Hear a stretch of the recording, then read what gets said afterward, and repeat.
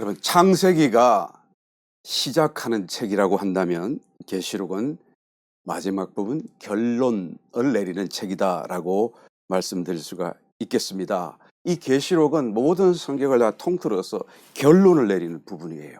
그래서 계시록을 알지 못한다고 한다면 성경의 이해를 할 때 성경을 이해하는 데 있어서 갈피를 잡을 수가 없습니다.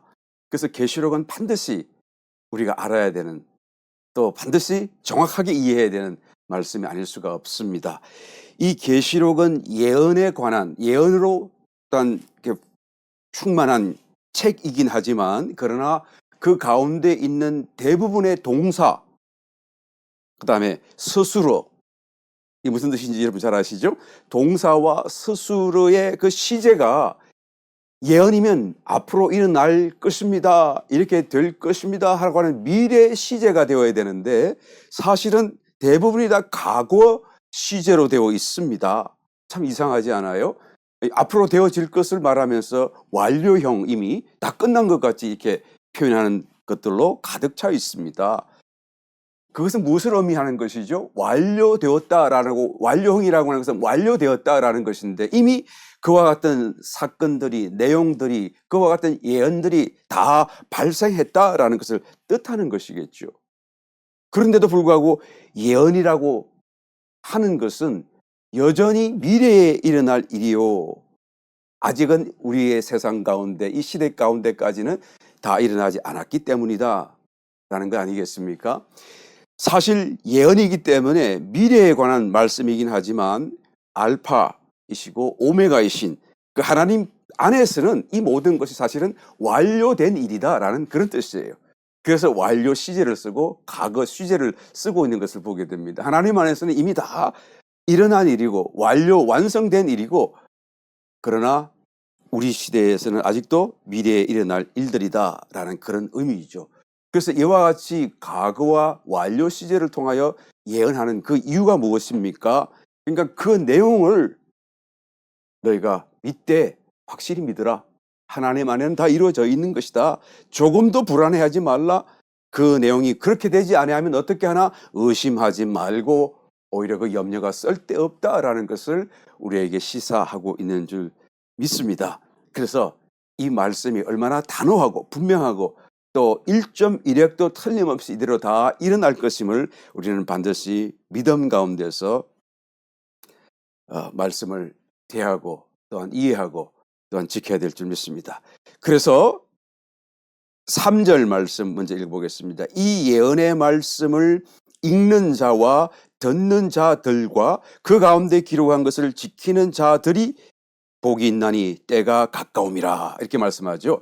읽는 자는 단수, 한 사람이라는 뜻이고요. 듣는 자들, 그래서 복수, 여러 사람이라는 뜻이겠죠. 또 지키는 자들, 복수라는 얘기예요.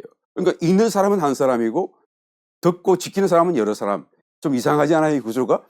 예, 당시에 유대인 회당을 생각해 보시게 되면 이 말씀의 의미를 잘 연상해 볼 수가 있어요. 하나님의 말씀 두루마리를 꺼내가지고 읽어주는 사람이 있었습니다. 그러니까 그 사람은 한 사람이죠. 단수일 수밖에 없어요. 한 사람이 두루마리를 펴서 읽어주면, 그러면 회중에 모인 사람들은 여러 사람, 복수죠. 그 사람 말씀을 귀로 듣습니다.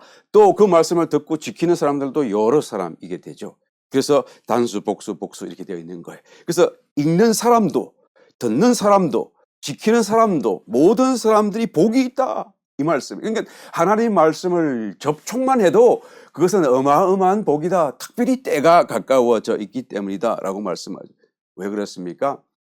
이 요한계시록의 말씀이 다른 말씀 가운데서 특별히 엄청난 비밀을 안고 있기 때문에 그런 것이죠. 이 비밀이 곧 우리의 장래일이고, 또 이 비밀이 그 앞에 있었던 모든 하나님의 말씀의 결론으로서 그것을 다 완성시키고 이해시켜주는, 정말 우리의 믿음을 완성시켜주는 그런 말씀이기 때문이다라는 거예요. 그래서 이 말씀을 접하기만 해도, 접촉하기만 해도, 듣든지 읽든지 더더군다나 지키는 사람이라고 한다면 얼마나 복이 있는지 모른다. 사실 여러분, 일간지 신문을 우리가 받아보는데 그 일간지 신문의 내용들은, 기사들은 전부 다 그날 일어난 일도 그 전에 일어난 일들에 대한 기사들이잖아요. 그런데 만약에 만약에 말이죠, 그 일간지 신문이 내일 일어날 일을 기록해 주고 있다고 한다면, 오늘 받아보는 신문이 내일 일어날 일을 그 속에 기록하고 있다고 한다면, 그러면 우리는 그 일간지를 어떻게 다룰까요? 어마어마하게 기다리고 기대하고 소중히 여기고 정말 그냥 애지중지 이 일간지만을 오기만을 기다리는 그런 삶을 살지 않겠습니까? 왜요? 미래를 예견하는 것이니까 또 그대로 일어날 것을 우리가 알고 있기 때문에. 여러분, 이 요한계시록 말씀은 어떤 내용이라고요?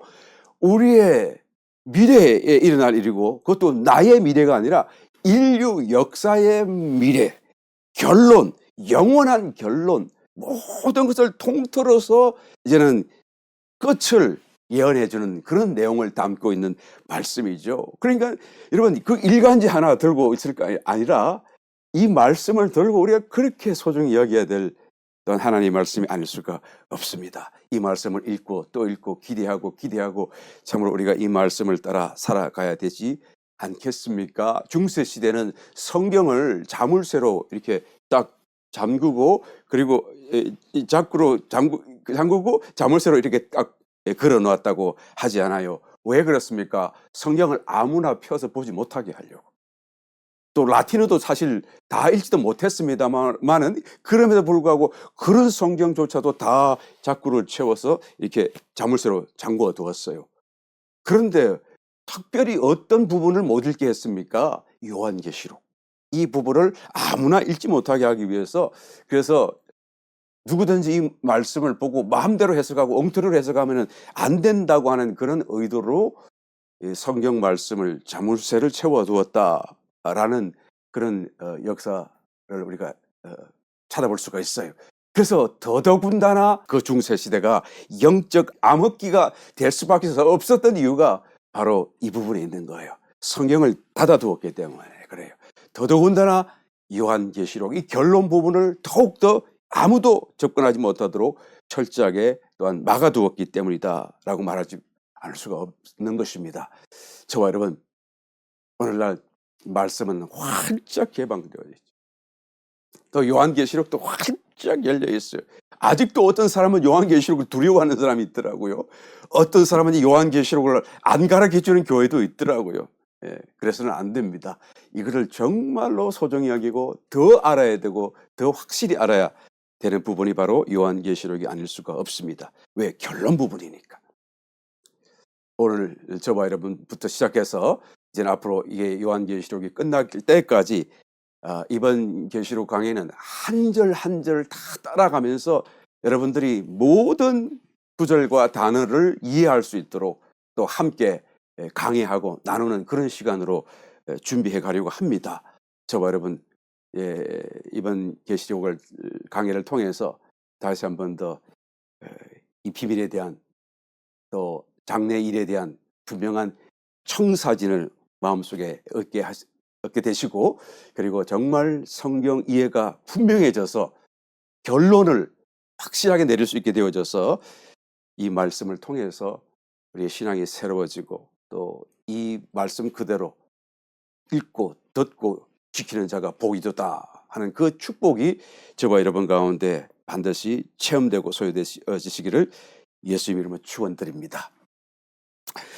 1절 말씀 읽어봅니다. 예수 그리스도의 계시라. 이는 하나님이 그에게 주사 반드시 속히 될 일을 그 종들에게 보이시려고 그 천사를 그 종 요한에게 보내어 지시하신 것이라.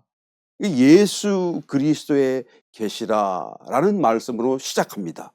이 말씀의 의미는 그 뒤에 문장과 더불어 이해해 보게 되면 그리스도께서 천사를 통하여 어떤 비밀을 사도 요한에게 보여주셨다, 그런 계시의 말씀이다라는 뜻으로 우리가 이해하기 쉬운데, 그런 뜻도 물론 없지 않아 있습니다만은 예수 그리스도의 계시라라고 하는 이 말씀으로 딱 마침표를 찍고 시작하는 것은 이제부터의 이 모든 말씀은 예수 그리스도가 주안점에 있고 예수 그리스도에 관한 계시의 말씀이고 예수 그리스도만을 포커스해서 말씀을 듣고 또 따라와야 한다라는 말씀이에요. 그런 그 주안점에 더 큰 의미, 액센트가 있다라는 것을 반드시 이해를 하고 우리의 계시록을 이렇게 접근해야 됩니다. 다른 말씀 속에는 성육신하신 그리스도, 그리고 고난받으신 그리스도, 공생애를 사신 그리스도, 부활하신 그리스도, 그 다음에 또 뭐 이렇게 등등의 모든 그리스도에 대한 그런 모습들을 잘 묘사해주고 있는 말씀들을 곳곳에 찾을 수 있습니다만, 그러나 그 이후 부활하신 다음에 어떻게 되셨는지 성천하신 그리스도, 그래서 하늘에 계시는 그리스도에 관해서는 다른 곳에서는 많이 말씀하지 않아요. 참 찾아보기가 어렵습니다. 거의 유일하다시피 바로 이 요한계시록에서 말씀하고 있어요. 그래서 이 모든 과정을 다 거치신 뒤에 성천하시고 보좌에 계시는, 하늘에 계시는 그리스도는 어떤 모습이신지 그 그리스도를 주목하면서 요한계시록을 우리는 대해야 될 줄 믿습니다. 특별히 예수 그리스도, 예수라고 하는 사람의 이름, 주님이 이 땅을 사시는 동안에 또한 지니시고 사셨던 그 사람 몸의 주인 예수라고 하는 이름을 갖고 이제는 특별히 이렇게 적시해 놓은 그 이유를 우리는 주목해야 되는 것이죠. 영광을 얻으신 그리스도께서는 왕이시고 심판주이시고 또 모든 것을 주관하시는 하나님이시긴 하지만, 그러나 예수라는 이름으로 계신다는 거예요. 여전히 하나님이시지만 인간으로서 인성을 입고 계신 그대로 아직도 성천하셔서 그 하늘 보좌에 계신다라는 것을 지금 말하고 있다라는 거예요. 부활하신 후에, 그리고 성천하신 후에 그냥 이제는 하나님이 되셨으니까, 영광을 받으셨으니까 인성을 벗어버리고, 그리고는 이제는 빛나는 하나님으로 모든 우주와 만물을 다스리시는 하나님으로만 계시는 우리 그리스도를 우리가 쉽게 상상하기가 쉬운데 그렇지 않다 그 말씀이에요. 하나님이시긴 하지만 동시에 예수 그리스도, 예수의 몸으로 예수라고 하는 인성을 가지고 사람으로서 여전히 하늘나라에서 계신다라는 것이죠. 그 뿌린 피와 더불어, 모혈과 더불어 손과 옆구리의 창과 못짝을 그대로 지니신 채로 계신다. 구원의 증거를 보존하시고 또 사람인 우리와 하나 되어져 있으심을 그대로 나타내시고 유지하신다라는 것을 보여주신다라는 것을 우리는 반드시 주목해야 된다라는 것입니다. 그러므로 우리가 이 계시록을 대할 때 인자이신 예수 그리스도를 만날 수 있도록 우리의 마음의 초점을 다시 한 번 더 집중하고 말씀을 살펴볼 수 있어야 될 줄 믿습니다. 일곱인 심판, 천둥, 번개, 우레, 불, 연기, 그 다음에 지진, 온역, 그 다음에 사람이 죽고 전쟁이 나고 그런 등등으로 와 무섭다 요한계시록. 나는 어쩌지? 저게 빠지게 되면 어떻게 하지? 그런 것이 아니라 요한계시록은 예수 그리스도의 계시라고 하는 그런 말씀으로 시작하여 끝에는 어떻게 끝나죠? 주 예수여 오시옵소서. 또 예수라고 하는 말로 예수님 인성을 가지신 인자이신 그리스도를 주목하여 이제 끝나는 것을 우리가 보게 되는 이유가, 처음부터 끝까지 요한계시록을 우리가 대하고 살필 때, 또 묵상할 때, 또 나눌 때 우리의 마음은 언제나 주님께로만, 인자이신 주님께로 집중되어져 있어야 된다. 이 집중을 우리가 놓쳐서는 안 된다라는 말씀인 것입니다. 저와 여러분 다시 한 번 더 이 모든 시간 속에 무엇을 우리가 나눈다고 할지라도 그 사건, 그 나눔을 통해서 인자이신 예수 그리스도가 내 마음에 느껴지는가, 내가 주님을 주목하는가, 아니면 두려움으로 심판만 또는 세상만 또는 어떤 이기적인 그런 어떤 생각 안에서만 내 마음이 움직이는가, 우리가 잘 살피시면서 다시 사로잡고 그리스도를 만나고 싶어하는 그 갈망 속에서 이 말씀들을 우리가 다 나눌 수 있게 되시기를 예수 이름으로 축원합니다. 반드시 그런 마음을 가진 저와 여러분 속에 또한 이 말씀을 나누는 동안에 다시 한 번 더 주님을 만나는 놀라운 체험이, 축복이 또 임하게 될 줄 믿습니다. 4절 말씀, 요한은 아시아에 있는 7 교회에 편지하노니 이제도 계시고 전에도 계시고 장차 오실 이와 그 보좌 앞에 일곱 영이라고 말씀하고 있죠. 아시아에 있는 일곱 교회, 그 소아시아 지역을 얘기하고 특별히 서편 쪽에 있는 지역들을 얘기하는 것인데, 당시 그곳에는 뭐 이 성경에 말씀하고 있는 일곱 교회 외에도 드로아라고 하는 교회, 골로새 교회, 히에라볼리 교회 등 다른 교회들도 다수 같이 있었어요. 그런데 왜 일곱 교회라고만 지칭하고 그 교회에게만 편지를 하는 것입니까? 이 일곱 교회가 교회 역사를 다 아울러서 그 각 교회들이 가진 특징들, 또 상황적인 특징들, 이런 모든 것을 다 내포하고 있기 때문에 일곱 교회를 통해서 교회의 역사, 교회의 형편 사정, 특징, 잘하고 못하는 거 다 말할 수 있다라는 그런 의미예요. 그래서 이 일곱 교회는 모든 지상의 교회, 당시의 그 지상의 교회를 다 대표할 뿐만 아니라 시대를 거슬러 다 지금까지 모든 존재했던 교회들을 다 아우르는 그런 하나의 대표성을 가진 교회다라고 여러분 이해하시면 되겠습니다. 그래서 일곱 교회, 에스보드, 사빌라, 저와 여러분끼리만 하는 얘기예요. 에스보드, 사빌라, 에베소, 스무나, 브가모, 두아디라, 사데, 빌라델피아, 라오디게아, 에스보드, 사빌라, 이렇게 일곱 교회죠. 그러니까 계시록을 기록할 당시에 산지에 있는 그 일곱 지역의 산지에 있는 초대 교회들의 지역 이름, 교회 이름이었다. 그때 당시에도 그냥 뭐 에베소 제일교회 뭐 그런 게 쓰지 않고 그냥 에베소 교회 그랬던 거예요. 우리도 그냥 요단 교회 잘하는 것 같습니다. 그죠? 요단 지역에 있는 교회, 영적 요단 지역 교회, 그런 의미가 아닐까. 뭐 억지로 맞춰봅니다만, 하여튼 어떻게 좀 더 성경적으로 하다 치면 거기가 스프링필드니까 스프링필드 교회 그렇게 해야지 더 좀 성경적일 수가 있겠네요. 그렇죠? 예, 그 스프링필드 지역에 있는 교회, 에베소 지역에 있는 에베소 교회, 스무나 지역에 있는 스무나 교회, 버가모 교회, 뭐 그렇게 다 지역 이름을 붙여서 교회 이름을 붙였던 것을 보게 되죠. 여하튼 초대교회 이름들은 전부가 다 지역 이름과 그냥 함께 되어져 있다. 지역 이름이 교회 이름이다라는 것을 알 수 있습니다.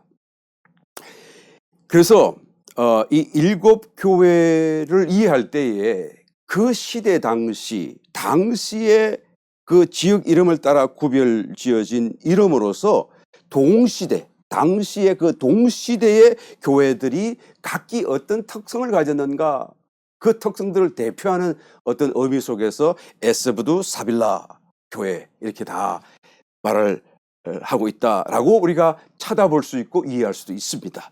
또 한 가지는 그때로부터 초대교회 처음 교회가 생겼을 때부터 계속 교회의 역사를 지나오며 교회가 부흥했다가 사그라들고 또 다른 교회가 일어나고 사그라들고 교회의 제도가 다른 것이 일어났다가 사그라들고 그러면서 지금 종말의 때까지 다시 주님 오실 때까지 이 지상에 있을 교회들 그 시대 변천을 통하여 특성적인 면에서 어떻게 달라지고 있는 것인가라는 것을 대표적으로 표현하는 그런 하나의 시대별 교회상이라고도 우리가 적용하고 이해할 수도 있습니다. 만약에 그렇게 한다고 하면 첫 번째 에베소 교회 같은 경우에는 최초의 초대교회, 그러니까 1세기에 처음 세워진 그 초대교회의 그런 전형이라고 할 수가 있습니다. 그런 교회의 모습이 지금 성경에 나타나고 있는 2장과 3장에서 소개되고 있는 에베소 교회, 첫 번째 교회의 모습이다.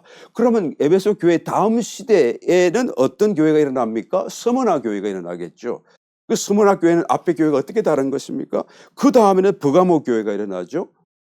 그리고는 버가모 교회 뒤에 이제는 그런 교회의 시대적인 특성은 사라지고 이제는 두사빌라, 두아디라, 사데, 빌라델피아, 라오디게아 이 네 가지 교회가 이제 일어나는 거예요. 그런데 물론 일어나고 또 좀 더 있다가 일어나고 또 좀 더 있다가 일어나고 하긴 하지만 그러나 결국 이 모든 네 가지 마지막 교회들은 종말 때까지 주님이 오시기 직전까지 이 지상에 계속 존속하게 될 교회들, 종말의 때에 정말 산재에 있는 교회들의 특징들을 가진 교회라고 할 수가 있어요. 그러니까 오늘날 교회의 모습을 이 네 가지 모습으로 요약 정리할 수가 있다라는 말씀이 되겠죠. 여하튼 교회의 특징들을 다 말씀하면서 이 특징 안에 포함되는 교회들, 우리 교회가 이 교회네? 할 때는 그 교회 말씀을 따라서 우리가 경각심을 갖고 일어나야 되고 깨어나야 된다라는 말씀이에요. 그다음에 이 교회에 대한 경고의 말씀, 칭찬의 말씀, 격려의 말씀이 2장과 3장까지 연결되고 난 뒤에부터 이제는 곧 하늘에서 인을 뗍니다. 하나님의 심판이 시작되게 되죠. 그리고 대환란이 오게 됩니다. 그래서 이 환란이 시작되기 전에, 환란에 대한 기사를 기록하기 전에, 말씀하시기 전에 먼저 교회에 대한 말씀을 언급하시는 이유가 무엇일까요? 그러니까 저와 여러분, 교회가 이 환란에서 구원되기를 원하시는 거예요. 이 환란 전에 정신 차리고 깨어나서 환란에 휩쓸리지 않게 되기를, 그래서 휴거되기를, 그 전에 휴거되기를 하나님은 권면하시려고 이렇게 순서를 교회로 먼저 말씀하고 있다는 것을 우리는 알아차릴 수가 있는 것입니다. 이제도 계시고 전에도 계시고 장차 오실이다 하는 이분은 하나님 중에서도 성부 하나님을 말씀하고 있죠. I am that I am, 계신 하나님. 이전에도 있었고 지금도 계시고 장차에도 오실 하나님, 성부 하나님을 얘기합니다. 그 보좌 앞에, 성부 하나님이 앉아 계신 보좌 앞에 7영이 계신다. 그러니까 성령이 7영이신가? 이렇게 생각하게 되는데, 이 말의 의미는 성령이 각기 다른 어떤 영으로서 7분으로 계신다는 의미가 아니고, 성령은 한 분이시죠. 하나님도 한 분이시고 삼위가 한 분이시지만 성령 그 자체로도 한 분이신데, 한 분이신 성령 하나님이 7배로 더 강화되시고 7방면으로 확장되시고, 교회 7교회가 모든 교회를 총망라하듯이 모든 교회를 7영 안에서, 7교회 안에서 역사하시는 그런 하나님으로서 성령 하나님 7영이라는 말씀을 하는 거예요. 그러니까 지금 마지막 때 예수님이 부활 성천하신 이후로 정말로 예수님보다 더 사역적인 면에서 강하게 역사하시는 하나님은 성령 하나님이시다. 그 말을 지금 하고 있습니다. 그래서 성부 하나님, 그 다음에 성자 하나님 오셔야 되는데 성령 하나님 먼저 오시는 거예요. 그 다음에 5절, 또 충성된 정인으로 죽은 자들 가운데서 먼저 나시고 땅의 임금들의 머리가 되신 예수 그리스도로 말미암아 은혜와 평강이 너에게 있기를 원하노라. 우리를 사랑하사 그의 피로 우리 죄에서 우리를 해방하시고. 그러니까 지금 5절에서는 앞에 3절 4절과 이어서 어떻게 합니까? 성자 하나님에 대한 말씀을 하는 거예요. 여기서 충성된 정인, 사도 요한이 아닙니다. 여러분 오해하시면 안 돼요. 여기서 예수님을 두고 하시는 거예요. 충성된 정인으로서 죽은 자들 가운데서 먼저 나시고, 예수님이 모든 죽은 자들에서 가장 먼저 부활하셨다라는 말씀을 하게 되는 것입니다. 그 부활하신 예수님이 정인이에요. 충성된 정인으로 사셨다 그 말이죠. 무엇을 전가하셨나요? 하나님 아버지를 전가하셨죠. 지상에 예수님으로 사시면서 볼 수 없는 하나님, 성부 하나님을 충성되게 전가하며 사셨다 그 말이에요. 예수님이 오셔서 우리가 하나님을 보고 만지고 접촉하며 또한 간정으로 들을 수 있는 그런 은혜를 얻게 된 것이다. 예수님의 사랑을 통해서 정말 참 사랑이신 하나님을, 그 참 사랑의 사랑이 무엇인지를 예수님을 통해서 우리가 증거받게 되었다. 그런 의미죠. 예수님이 오셔서 사랑을 보여주시기 전에는 참 사랑을 우리가 보지 못했어요. 그 전에까지의 모든 사랑은 다 가짜 사랑이고 이기적인 사랑이고, 그죠? 부분적인 사랑일 뿐이었지 진정한 사랑, 하나님의 사랑은 아니었다. 그런데 예수님이 오셔가지고 참 사랑이신 하나님을 증거하시고 보여주시고 충성되게 그 삶을 사셨다. 충성된 정인으로, 그 말씀이에요. 땅의 임금들의 머리가 되셨다. 그러니까 이 세상의 모든 민족, 나라들의 그런 위에 계셔서 그들을 통치하시고 또한 그들을 다 아래에 속하도록 만드셨다라는 그런 의미죠. 그러니까 예수님을 믿든지 안 믿든지, 기독교 국가이든지 아니든지 모두가 다 하나님 안에 다 종속되게 되었다라는 그런 의미예요. 공산주의 국가는 하나님을 배격하는데요. 여러분, 공산주의 국가도 달력 쓰잖아요. 달력은 BC, 예수님 오시기 전, AD, 예수님 주님 이후로, 그래서 그 달력을 쓰는 거잖아요. 주님이 오신 그때로부터 1, 2, 3 계속 쓰고 있는 것이고, 공산주의 국가도 달력을 똑같이 쓰고 있는 것은 결국은 이 모든 시일과 시간들이 다 우리의 하나님, 주인 되신 하나님께 속했고 우리는 그 아래에 있다라는 그런 하나의 의미가 아니겠습니까? 자기가 믿든지 안 믿든지, 하나님을 반대하든지 안 믿든지, 여하튼 하나님 아래에 있는 것을 보여주는 거예요. 여러분, 하나님 안 믿겠다고 하는, 모르겠다고 하는 그 절간의 종들도 여러분 갑자기 가다가 그냥 산길 걷다가 돌부리에 걸려 넘어지면 아이고 하나님 그러지, 아이고 뭐 석가모니 그럽니까? 자기도 모르게 아이고 하나님 그런 말이 나오는 이유가 뭐죠? 하나님 아래에 있다라는 것을 간접적이나마 우리가 보여주는 증거가 되는 것입니다. 6절, 그 아버지 하나님을 위하여 우리를 나라와 제사장으로 삼으신 그에게 영광과 능력이 세세토록 있기를 원하노라. 아멘.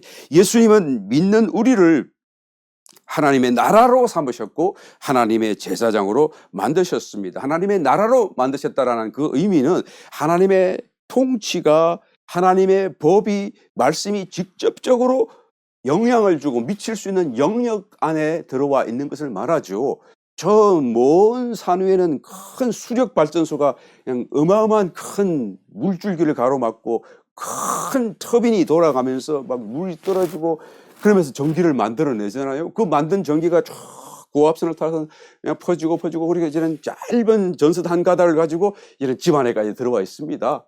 그러니까 저 멀리 있는 어마어마한 폭포수의 그 전력이 각 가정마다 전기줄을 통하여 연결되어 있잖아요. 그래서 스위치를 탁 올리면 빛이 탁 들어오는, 딱 연결되어 있다라는 거예요. 이와 같이 믿음 안에서 하나님의 통치가 이 지상, 이 어두운 세상 속에 미칠 수 있는 그런 영역이 저와 여러분이다 그 말이에요. 하나님의 나라가 되었다 그 말이죠.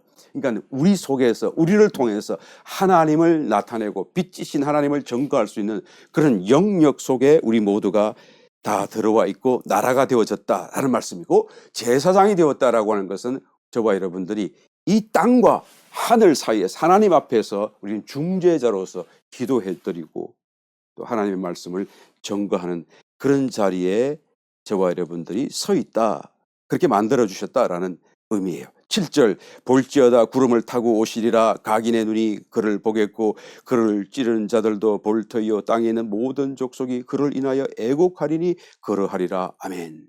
그러니까 하나님이 우리를 바라보실 때 얼마나 사랑스럽고 기대에 찬 눈길로 우리를 보고 계시겠습니까? 하나님의 제사장이고 나라하고. 그런데 7절에서는 바로 이런 말씀을 합니다. 주님이 곧 지상으로 오신다 그 말이에요. 그럴 때 그를 찌른 자들도 볼 거요. 찌른 자들 다 죽었는데요. 이 찌른 자들은 유대인들이죠. 유대인들 직접적으로 찌른 사람은 죽었습니다만, 그러나 저 뒤에서 엄부에서 보게 되겠죠. 또 여기서 말하는 그를 찌른 자들이라고 하는 것은 그 유대인들의 후손, 지금 살고 있는 유대인들, 지금도 예수님을 그리스도라고 인정하지 않는, 메시아라고 인정하지 않는, 여전히 예수님을 거절하는 사람, 그래서 여전히 마음으로 예수님을 찌르는 사람들을 다 포함하는 그런 좀 포괄적인 의미예요. 그래서 이 지상의 유대인들도 보게 될 것이고 실제로 찌른 자들도 엄부에서 보게 될 것이고 보게 될 것이요 땅에 있는 모든 족속이, 이 땅에 있는 모든, 이런 말씀은 그러니까 온 세상을 다 물론 말씀하긴 합니다만 사실 이 예언에서 땅 그리고 모든이라고 표현한다고 할지라도 유대 땅을 중심으로 다 예언이 적용된다. 그게 중심으로 모든 땅이 다 포함됩니다만 유대 땅이 중심으로 예언하고 있다라고 이해하시면 좀 더 우리가 정확하게 이 말씀의 깊이를 우리가 만질 수가 있게 됩니다. 그래서 모든 족속이 애국한다 그랬는데 뭐 안 믿는 사람들이 애국할 리가 있겠어요? 그런데 여기서 모든 족속은 정말 찌른 자들, 또 그를 거부했던 유대인들, 이 지상에 정말 주님이 재림하기 전까지 적그리스도를 주님이라고 인정하고 배반하고 또 당하고 그리고 돌아서는 그런 유대인들을 두고 얘기하는 것입니다. 정말로 예수님이 지상 재림하시는 순간 어떤 모습입니까? 스가랴 선지자가 예수님 오시기 전 500년 전에 이미 다 예언해 놓았습니다. 12장 10절로 11절 내가 다윗의 집과 예루살렘 거민에게 은총과 강구하는 심령을 부어주리니 그들이 그 찌른 바 그를 바라보고 그를 위하여 애통하기를 독자를 위하여 애통하듯 하며 그를 위하여 통곡하기를 장자를 위하여 통곡하듯 하리로다. 그날에 예루살렘에 큰 애통이 있으리니 먹잇도 골짜기 하다 들인몬에 있던 애통과 같을 것이라. 또 8절 요한계시록 1장 8절 주 하나님이 가라사대 나는 알파와 오메가라 이제도 있고 전에도 있었고 장차 올 자요 전능한 자라 하시더라. 그 지상 재림할 때 온 유대 땅에 애통이 일어나고 각 족속별로 다 이제는 크게 애통해 할 것이다. 내가 잘못했습니다. 우리가 잘못했습니다. 주님을 알아보지 못했습니다.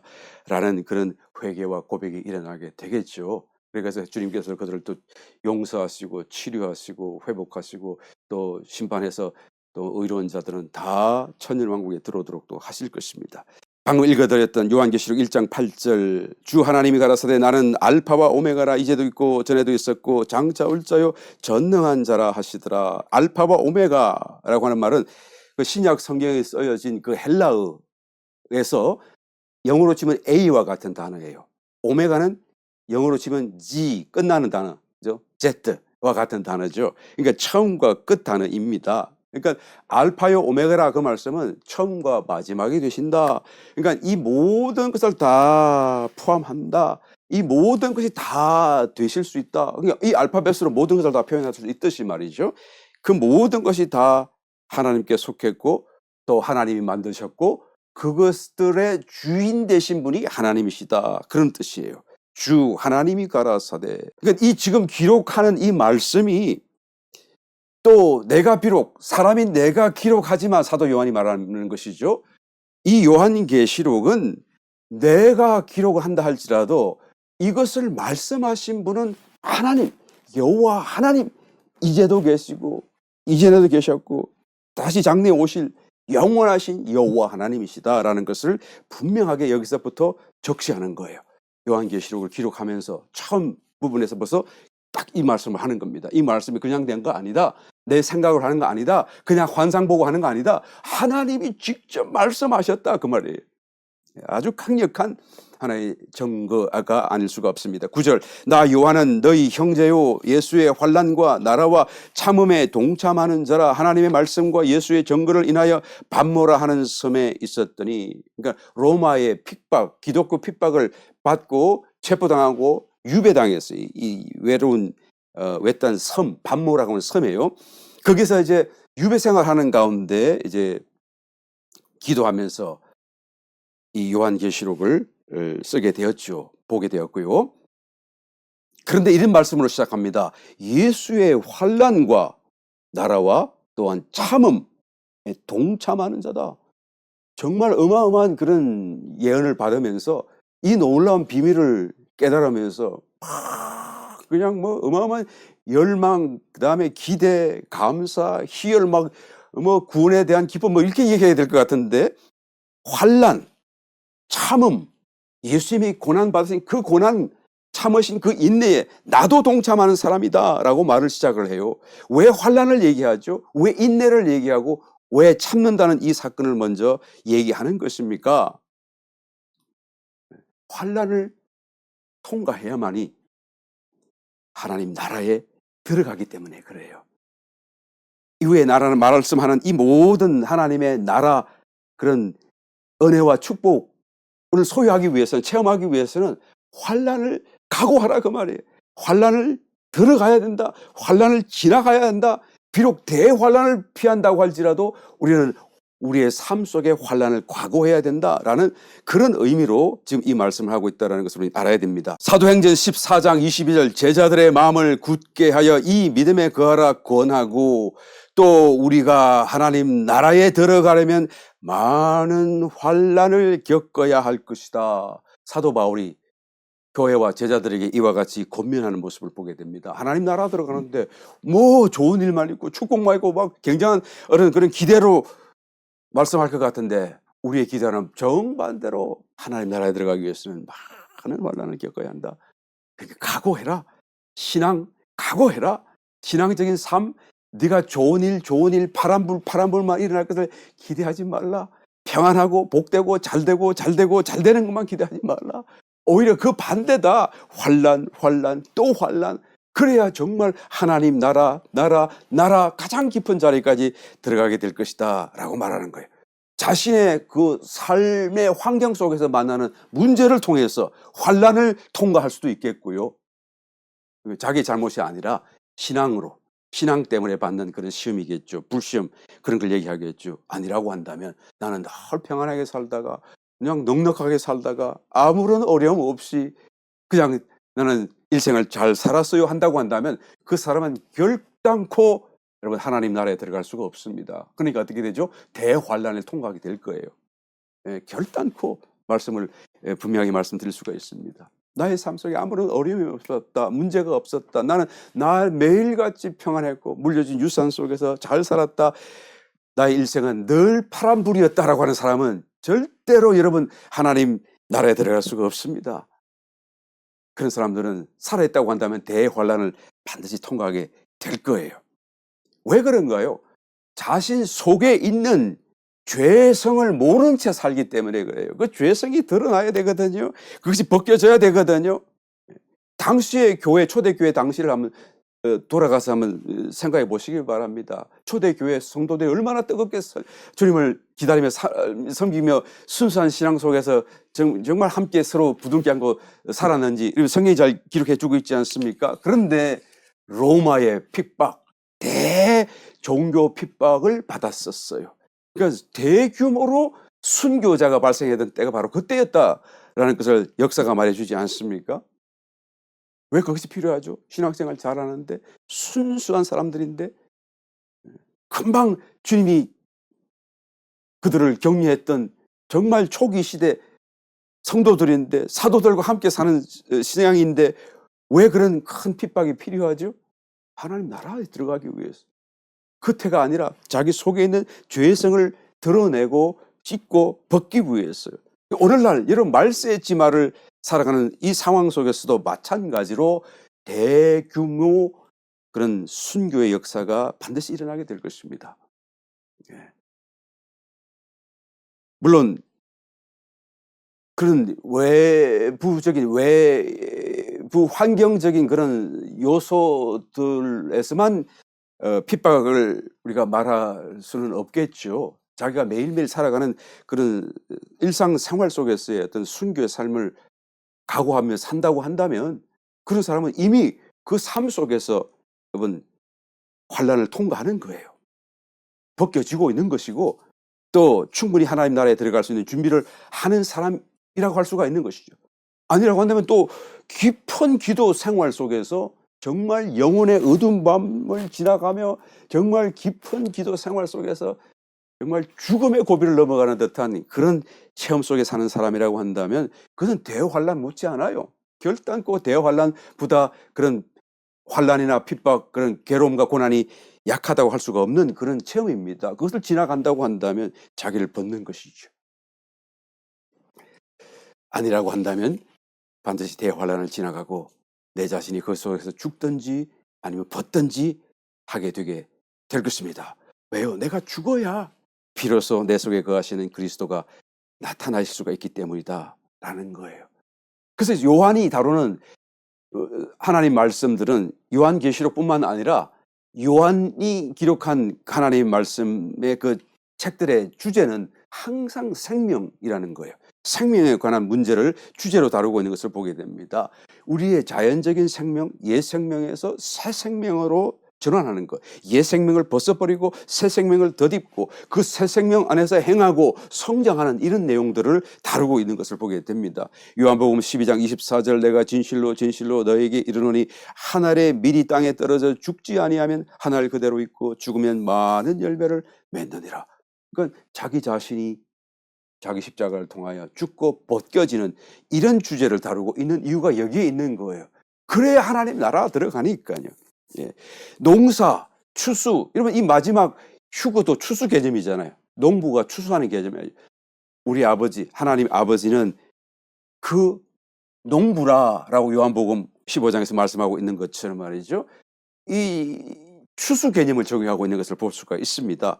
추수, 수확 개념도 한 알의 씨앗이 떨어져서 죽고 자라고 성장하고 열매를 맺는 이런 생명의 개념, 그런 연장선에 있다는 것을 우리가 보지 않습니까? 요한계시록 14장에서 보게 되면 결국은 수확하는 이 휴구의 모습을 천사들을 보내가지고 이한 낫을 휘둘러 땅에 익은 곡식들을 거두니라 라는 말씀으로 묘사하고 있는 것을 보게 되죠. 예, 수확하는 개념이에요. 무엇을 수확합니까? 곡식 중에서 익은 곡식을 수확하는 거예요. 익지 않은 곡식은 수확하지 않습니다. 농부가 절대로 그럴 일이 없어요. 누가 어떤 곡식을 수확한다고요? 익은 곡식을 수확한다라는 것입니다. 저와 여러분 다시 한번 더 정해져 있는 시간 속에서, 주어진 시간 속에서 우리의 일생 안에서 주님 오시기 전까지 빨리 익어가실 수 있도록 준비할 수 있는 저와 여러분 되시기를 예수님의 이름으로 다시 한번 축원합니다. 10절 말씀 읽어봅니다. 주의 날에 내가 성령에 감동하여 내 뒤에서 나는 나팔 소리 같은 큰 음성을 들으니, 주의 날, Lord's Day, 주일이죠. Sunday, on the Lord's Day, Sunday. 내가 주의 날에 내가 성령에 감동하여, 그 말은 영 안에서, 그 말이 in spirit. I was in spirit. 여기서 성령이라고 해석했습니다만은 원어에서는 holy라는 말이 없어요. 그냥 영입니다. 그러니까 in spirit입니다. 그러니까 성령에 감동했다라는 말도 물론 뭐 내용상으로는 틀린 건 전혀 아닙니다만, 그러나 원어적인 의미 속에서는 영 안에서, 영에 감동되어서 그런 뜻이에요. 내가 주일날 영 안에 있었다 그 말이에요. 기도하고 있었다는 말씀이겠죠. 기도 중인데 내가 지금 그 나의 존재가 영 안에 들어가 있었다 그 말이에요. 영의 느낌 속에서 지금 기도하고 있었다 그 말이에요. 그런 때에 내 뒤에서 나는 나팔 소리 같은 큰 음성을 들었다. 이거는 여러분 환청이 아닙니다. 그렇죠? 영의 소리, 영 안에서 영으로 직접적으로 들었는 거예요. 영의 귀로, 영의 눈으로 직접적으로 본 겁니다. 이 영이라는 게 뭐죠? 주님께서 고난받으시고 부활하시면서 우리에게 나누어 주신 하나님의 영, 그리스도의 영 그잖아요. 그 모든 나시고 성육신하시고 고난받으시고 또한 부활하시고 성천하시고 우리에게 믿는 자에게 믿는 자마다 나누신 그런 프로세싱을 거치신 그런 과정을 지나오신 그 영이에요. 아주 특별한 영입니다. 그 주님께서 만세 전부터 이 영으로 준비하셨다가 우리에게 때에 이제는 따라서 공급하시는 그리스도의 영, 새 생명, 영생이신 생명, 또한 영의 생명으로서 우리에게 나누신 그 영입니다. The Spirit이에요. 그러니까 이 The Spirit은 그 생명 자체가 그리스도의 영이니까 성령이라고 해도 전혀 틀린 말이 아니에요. 그러면서도 우리에게 주셨으니까 우리의 영이 되기도 하는 것이죠. 그래서 그 영 안에 있었다고 말해요. 그 영을 여러분 인지하는 사람만이 영의 세계를 제대로 이해할 수가 있고 제대로 분명하게 또한 인지할 수 있다는 것을 여기서 보여주고 있는 것이죠. 사도 요한이 이 놀라운 요한계시록을 그 방대한 내용들을 어떻게 다 기억하고 순서 하나 틀리지 않고 단 하나 틀리지 않고 그대로 기록할 수 있었겠어요. 그죠? 그것은 그냥 환상으로 봐서는 절대로 그럴 수가 없습니다. 그냥 듣고는 기억을 할 수도 없는 거예요. 예. 영으로 보았기 때문에, 영 안에 있었기 때문에 이것은 너무나 생생하고 영원히 잊을 수 없는 그런 하나님의 분명한 인치심으로 이 모든 것이 보여졌고 들려지고 또한 기억될 수 있었다. 그래서 자기가 기록할 수 있었다라는 것을 의미하는 것이죠. 여러분, 이 영 안에 있다라고 하는 것을 저와 여러분들도 우리의 신앙생활 속에서 어떤 것을 말하는지 분명하게 말할 수 있어야 돼요. 이걸 뭐 추상적인 것이다, 뭐 상징적인 것이다, 뭐 어쩌다 일어날 수 있는 일이다, 이렇게 취급해서는 절대 안 되는 거예요. 그냥 지금 사도 요한이 내가 주일에 기도하고 있었는데 나를 지금 분명히 말하기로 영 안에 있었고 나의 영은 쫙 촉각을 세우고 영적 세계에서 또 하나님이 하시는 말씀에게 귀를 열어 듣고 기다리고 있었는데, 그런데 갑자기 큰 나팔 소리를 들었다. 그리고 지금 시작하는 거잖아요. 예. 저와 여러분들도 내가 영 안에 있다라는 것이 무엇을 말하는지 말할 수 있어야 돼요. 굉장히 리얼해야 되고 실제적인 우리의 어떤 신앙 삶, 기도의 삶, 그런 어떤 일상의 삶 가운데에 어떤 개인적인 체험이 되어야 됩니다. 이것을 너무 추상적이고 굉장한 어떤 뭐 신비적인 것으로 생각해서는 안 돼요. 이렇게 되어야 정상적인 신앙생활을 할 수 있게 된다는 의미겠죠. 여하튼 사도 요한이 영 안에 있었습니다. 그래서 이 놀라운 하나님의 계시를 볼 수가 있었죠. 11절 말씀, 가로되 너 보는 것을 책에 써서 에베소, 스무나, 버가모, 두아디라, 사데, 빌라델비아, 라우디게아 7교회에 보내라 하시기로 몸을 돌이켜 나더러 말한 음성을 알아보려고 하여 돌이킬 때에 7 검 촛대를 보았는데, 지금 영 안에서 일어나는 그런 사건이죠. 촛대 사이에 인자 같은 이가 발에 끌리는 옷을 입고 가슴에 검띠를 띠고 그 머리와 털의 희기가 흰 양털 같고 눈 같으며 그의 눈은 불꽃 같고 그의 발은 풀무에 단련한 빛난 주석 같고 그의 음성은 많은 물소리와 같으며 그 오른손에 7 별이 있고 그 입에서 좌우에 날쌘 검이 나오고 그 얼굴은 해가 힘있게 비치는 것 같더라. 그래서 검촛대라고 얘기했는데, 촛대라 그러면 초를 꼽는 그런 뭐 이게 받침대잖아요. 이 단어가 좀 맞지 않아요. 램프 스탠드, 램프를 거치하는 거치대, 그런 개념이에요. 단어예요. 그러니까 촛대라는 단어를 덩대라는 단어로 바꾸어서 여러분 이해해 주시면 좋을 것 같습니다. 내가 혹시 모르고 촛대라고 말을 해도 여러분 덩대로 들으시면 되겠어요. 검 촛대는 램프 스탠드, 검덩대인 것이죠. 7 검촛대를 보았는데 그 말은 7 검덩대를 보았다. 램프를 이게 받치고 있는 받침대를 보았다, 그런 말씀인 것입니다. 촛대 사이에 인자 같은 이가, 그럼 인자로서 계시는 그리스도가께서 이게 덩대 사이에 계시면서 다니고 계신 거예요. 발에 끌리는 옷을 입고 계셨다. 발에 끌리는 옷은 제사장 의복이죠. 제사장 의복, 대제사장으로서 지금 제사장복을 입고 계신 것을 우리가 연상해 볼 수가 있습니다. 가슴에 검띠를 띠고, 본래 이 띠는 대제사장이 허리에 띠게 되어 있거든요. 그래서 탁 에봇을 조아가지고 이제는 그 성전에서 열심히 일하는 거잖아요, 사실. 예, 제사 지내고 피 붓고 막 이렇게 향 피우고 열심히 일하는 건데, 일하기 위해서 허리에 띠를 메어야 되는데 가슴에 띠를 메고 있다라는 거예요. 이게 무엇을 의미합니까? 일은 끝났다, 그 말씀이에요. 지금 주님께서 하시는 것은 일이 아니라 성도들을 돌보아주고 그저 교회를 케어링하는 그런 일, 그리고 주님이 하셔야 될 일은 이미 다 끝내셨다, 그 말이에요. 십자가를 통해서 다 이루셨다, 그 말씀이에요. 이제는 더 이상 하실 일이 남아있지 않다라는 말씀이에요. 이제 모든 것을 성리하신 가운데 이제는 가슴에 검띠를 띠고, 예, 그런 예표로서 지금 말씀하고 있습니다. 그 머리와 털의 희기가 흰 양털 같고 눈 같다라고. 흰 양털 같다, 희다라는 개념은, 그러니까 이제 흰머리 개념 생각하면 나이가 많다는 걸 연상하게 되는데, 이것은 나이가 많고 늙어졌다는 개념이 아니고 얼마나 오래전부터 태고성, 그죠?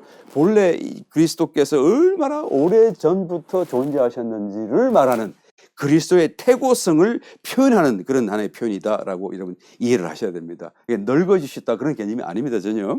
그러니까 정말 오래전부터 이미 계셨다. 그래서 아주 흰 머리를 하고 털도 흰 머리, 눈 위에서 내리는 거잖아요. 하늘에 속한 것을 것이죠. 그의 눈은 불꽃 같고 심판, 불을 팍 해가지고 그냥 신부까지 다 꿰뚫어 보시는, 숨길 수 없는, 거짓말할 수 없는 그런 눈을 갖고 계신 상태를 말씀하고 있습니다. 그리스도의 심판대가 연상되어지죠. 다니엘 선지자도 그 불꽃 가운데 계신 하나님을 보셨는데 7장 9절 10절에서 이렇게 기록하고 있습니다. 내가 보았는데 왕좌가 보좌가 놓이고 옛적부터 항상 계시니가 좌정하셨는데 그 옷은 희기가 눈 같고 그 머리털은 깨끗한 양의 털 같고 그 보좌는 불꽃이요 그 바퀴는 붙는 불이며 불이 강처럼 흘러 그 앞에서 나오며 그에게 수종하는 자는 천천히요 그 앞에 시위한 자는 만만이며 심판을 베푸는데 책들이 펴 놓였더라. 그러니까 불 가운데 계신 거예요. 불이 확 나오는 거예요. 그러니까 불의 하나님, 불 가운데 계신 하나님, 요한계시록 10장 1절에도 말씀합니다. 내가 또 보니 힘센 다른 천사가 구름을 입고 하늘에서 내려오는데 그 머리 위에 무지개가 있고, 예수님이죠. 그 얼굴은 해 같고 그 발은 불기둥 같으며. 그러니까 불 속에 계시고, 그냥 하나님은 불이시, 소멸하시는 불이시세요. 그냥 불 자체이시죠. 그 불 앞에서 숨길 수 없고 태워지지 않을 것이 없는 거예요. 하나님과 같은 성분 외에 다른 어떤 것도 다 태워줄 수밖에 없는 것이죠. 이 사도 요한이 지금 묘사하고 있는 불꽃 가운데 계신 하나님의 그 모습이 여러분 연상이 됩니까? 제가 그래서 여러분에게 좀 도움을 드리기 위해서 인터넷에서 한번 사도 요한이 본 그 그림, 묘사를 따라서 그려놓은 그림을 한번 가져와 봤어요. 여러분, 저 그림이 혹시 조금이라도 도움이 되는지 모르겠네요. 연상하는 것. 7 검등대가 있고 그 검등대 사이에 이제 끌리는 옷 제사장복을 입고 이제 이렇게 다니시는 예수님의 모습, 오른손에 7 별을 쥐고 계시고 7 검등대 사이를 다니시는 주님의 모습을 그려놓고 있습니다. 저 그림도 뭐 충분하지는 않습니다만, 여하튼 여러분 조금이라도 머릿속에 더 영화로운 모습을 한번 연상해 보시기를 바라고, 저기서 시작해서 더 좋은 그림을 한번 그려 보시기를 바랍니다.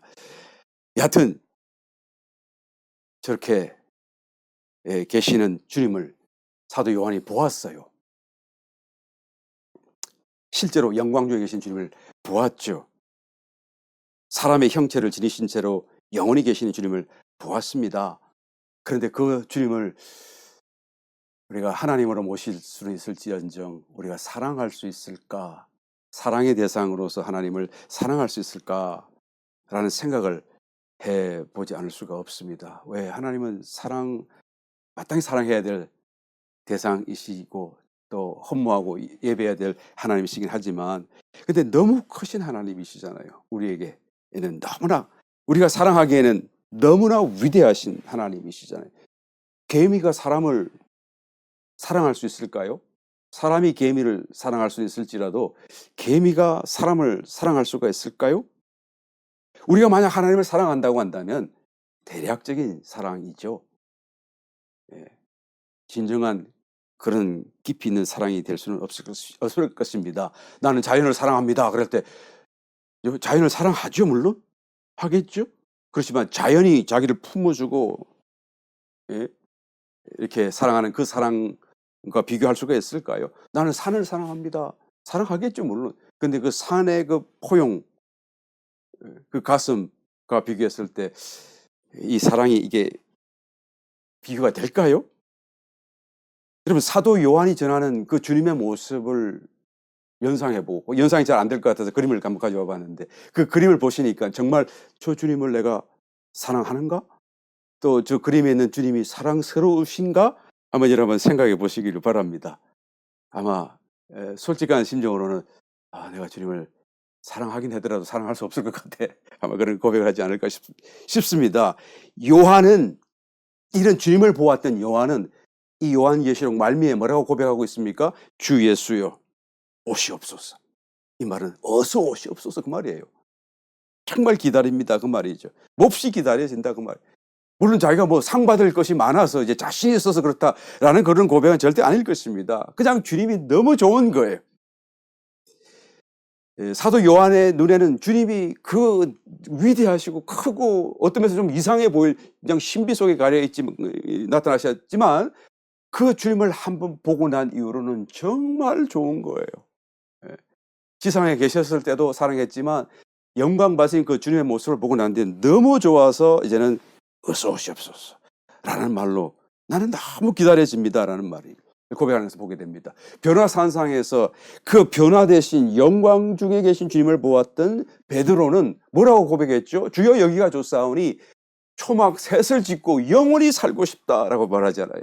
초막이라도 좋으니 영원히 여기서 살고 싶습니다. 그러니까 주님을 직접 본 사람은 달라도 한참 다른 거예요. 뭐가 달라도 굉장히 다른 거예요.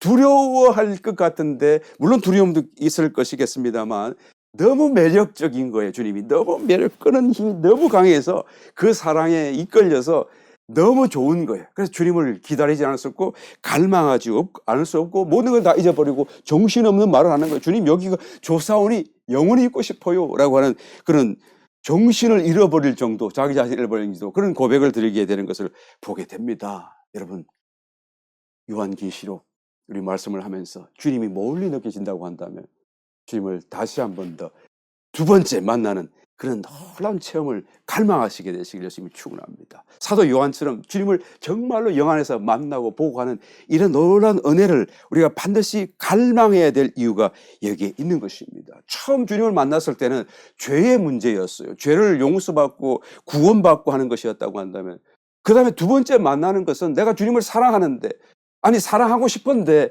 더 사랑하기 위해서 주님을 만나야 된다 그 말이에요. 그냥 지금 대략적으로 사랑하는 그 사랑 가지고는 안 되는 거예요.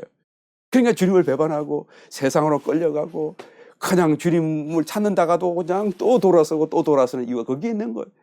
주님을 만나기만 하면 한 번이라도 제대로 보기만 하면 그 매력에 사로잡혀서 여기가 좋사오니 떠날 수가 없는 그런 놀라운 축복이 또한 체험되게 될 줄 믿습니다. 주님은 우리가 만날 수 있는 하나님으로 계신 거예요. 네. 오늘 말씀 조금만 더 하겠습니다. 한 5분, 10분만 더 할게요. 주님은 우리가 만날 수 있는 하나님을 계십니다. 그런데 주님을 만나기 위해서 그 영광 안에 계신 주님을 만나기 위해서는 우리 스스로가 뭔가를 조금 준비를 해야 돼요. 사도 요한이 주님을 만났을 때를 한번 보시기 바랍니다. 17절 내가 볼 때에 그 발 앞에 엎드러져 죽은 자 같이 되었다고 그러잖아요.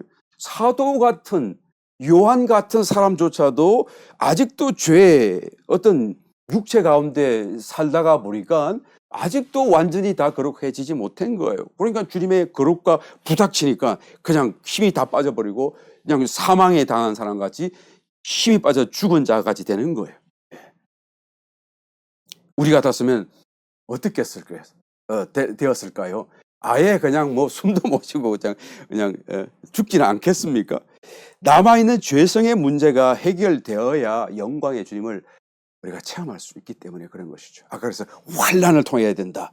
나 요한은 너희 형제요 예수의 환난 처음 시작할 때 나라와 참음에 동참하는 자라고 말했던 그 이유가 여기에 있는 것입니다. 처음부터 이 놀라운 비밀을 말하면서 예언하면서 내가 환난에 동참한다고 말하는 그 고백이 처음부터 시작된 이유가 여기에 있다라는 거예요. 여기에 들어가고 여기에 계신 주님을 체험하기 위해서는 우리는 반드시 이 과정을 지나가야만 된다라는 것입니다. 17절 18절 내가 볼 때 그 발 앞에 엎드려져 죽은 자같이 되며 그가 오른손을 내게 얹고 가라사대 두려워 말라 나는 처음이요 나중이니 곧 산 자라 내가 전에 죽었었노라 볼지어다 이제 세세토록 살아있어 사망과 음부의 열쇠를 가졌노니 곧 산 자라 내가 전에 죽었었노라. 주님이 고난당하시고 부활하신 그 사건을 지금 말씀하시는 것이죠. 그 일로 인해서 내가 사망과 음부의 열쇠를 가졌노라 라고 지금 선포를 하시는 것입니다. 사망을 다스리고 음부를 통제할 수 있는 권세가 내 손에 있다. 부활하신 주님께 있다라고 지금 말씀하는 거예요. 주님께서 죽음을 통과하시면서 부활하심으로써 부활 생명이 죽음, 사망을 이기셨다라는 이 사실을 온 우주 가운데 정명해 보여주신 거예요. 그래서 이 열쇠를 내가 지금 가지고 있다. 사단은 자기가 그 사망의 권세, 사망을 가지고 하나님의 그 생명을 대적해서 이겨보려고 했던 거예요. 그런데 주님은 그 사망 안에 들어가셔서 일어나셔서 이런 내가 온 우주 가운데 이 생명이 사망을 삼킨다라는 것을 정명해 보이신 거예요. 그리고 그 통제권을 내가 갖고 있음을 지금 고백하고 선포하고 있다라는 것입니다. 우리 모든 믿는 사람들도 주님이 재림하실 때 이 사망을 이기는 육신이 정말로 사망을 깨치고 일어나는 부활 성리의 그런 체험을 하게 될 거예요. 그리고 하나님 앞에 너무 감사합니다. 놀라면서 고백하게 될 것입니다. 고린도전서 15장 54절 이 썩을 것이 썩지 아니함을 입고 이 죽을 것이 죽지 아니함을 입을 때에는 사망이 이김에 삼킨 바 되리라고 기록된 말씀이 응하리라. 사망아 너의 이기는 것이 어디 있느냐 사망아 너의 쏘는 것이 어디 있느냐. 우리도 스스로 놀래고 기뻐서 막 고백하는 거죠. 그리고 그 뒤에 57절 우리 주 예수 그리스도로 말미암아 우리에게 이김을 주시는 하나님께 감사드린다 라고 말하고 있는 것을 보게 됩니다. 그래서 19절 넘어가 보겠습니다. 그러므로 우리 앞에 말과 연결되었죠. 내가 사망과 음부의 권세까지도 나의 손에 있음을 보여주었으니 그러므로 그 말이에요.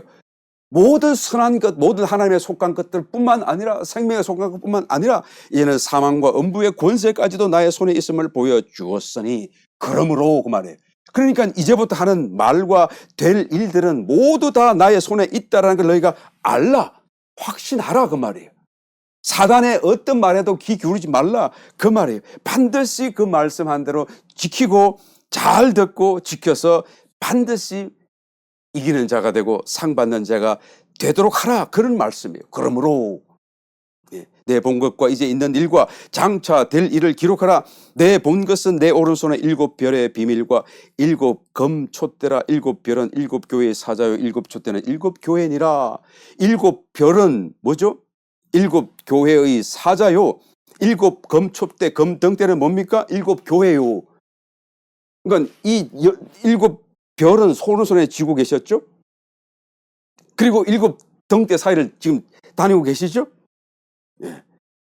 7교회의 사자는 하나님의 전령이니까 그냥 그 교회를 맡아 담임하는 담임 목사 이렇게 일하시면 될 거예요.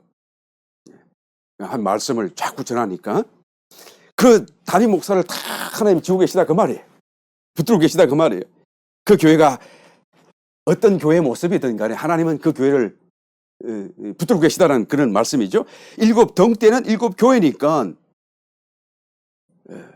그 등대 사이를 지금 다니고 있는 것이죠.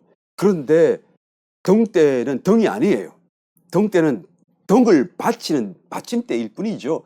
빛은 어디에서 납니까? 등에서부터 나는 것이죠. 그 등은 무엇입니까? 등은 어디에 있습니까? 요한계시록 21장 23절 그 성은 해나 달의 비침이 쓸데없으니 이는 하나님의 영광이 비치고 어린 양이 그 등이 그 램프가 되심이라 라고 말씀하고 있지 않습니까? 그러니까 교회는 받침대요.